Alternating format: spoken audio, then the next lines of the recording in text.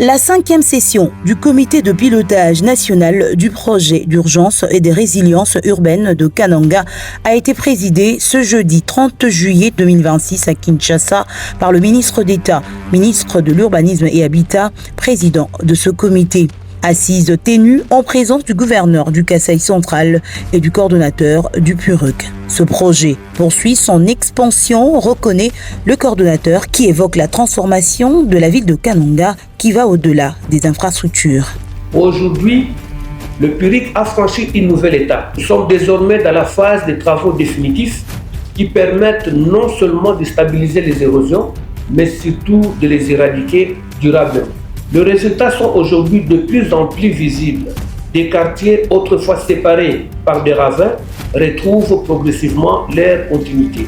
Des mots appuyés par le gouverneur du Kasaï central qui témoignent que Kananga commence à recouvrer sa belle robe à travers la voirie urbaine et la lutte anti-érosive. Le projet PURUC a aidé la ville aujourd'hui à faire face aux érosions. L'essentiel est en train d'être fait aujourd'hui avec les entreprises qui sont venues reprendre les choses en main. Kananga compte plus de 300 têtes d'érosion et à ce jour, grâce au PURUC, 109 érosions ont été prises en charge. Pour le ministre d'État, Alexis Gisaro Mouvouni, le PURUC, qui est à mi-parcours, avance et donne de l'espoir pour l'atteinte des objectifs assignés. L'évaluation à travers cette 5e session du comité de pilotage national est consécutive aux visites d'inspection réalisées au cours de l'année par la Banque mondiale qui finance ce projet. Dans son mot, le patron de l'urbanisme et habitat a invité toutes les parties à tirer tous les bénéfices possibles pour que ce projet laboratoire grandeur que tient à cœur le chef de l'État Félix Tshisekedi soit un succès. Je constate qu'aujourd'hui, un an après notre arrivée à la tête de ce ministère, mais quelques 8 mois aussi après le comité de pilotage du mois de décembre de l'année dernière, je dois quand même reconnaître que des avancées majeures ont été réalisées. C'est pourquoi je tiens à nous féliciter tous. Ce projet donc a été redressé et il est désormais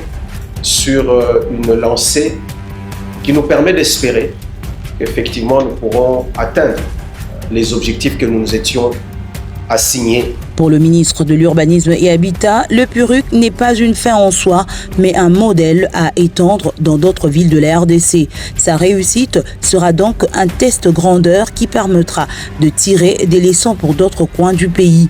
Il a par ailleurs annoncé des discussions avec les partenaires pour l'extension de ce projet avec l'approche sur l'intégration des différentes composantes liées aux corridors économiques. La seconde partie de cette session a été marquée par plusieurs présentations, parmi lesquelles l'état d'avancement des travaux, les résolutions et recommandations, la présentation des résolutions de la revue à mi-parcours du projet, la revue de la mise en œuvre du PTBA, ainsi que la situation financière du projet. La séance des questions-réponses suivie de la lecture des résolutions de cette 5e session ont bouclé la boucle. Et pour clôturer, le président du comité de pilotage national du PURUC a encouragé toutes les équipes à redoubler d'efforts pour des résultats concrets avant décembre 2027, date prévue pour la fin de ce projet.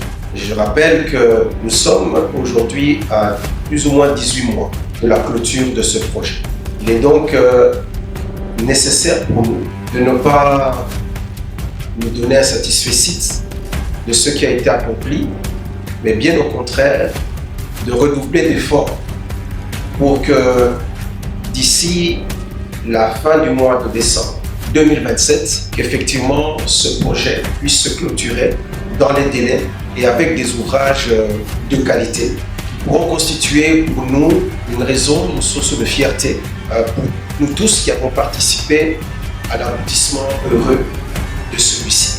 Le ministre d'État, ministre de l'Urbanisme et Habitat, Alexis Gisaro Mouvouni, a annoncé qu'il va effectuer la semaine prochaine une mission de supervision du PURUC dans le but de palper du doigt les réalités de terrain.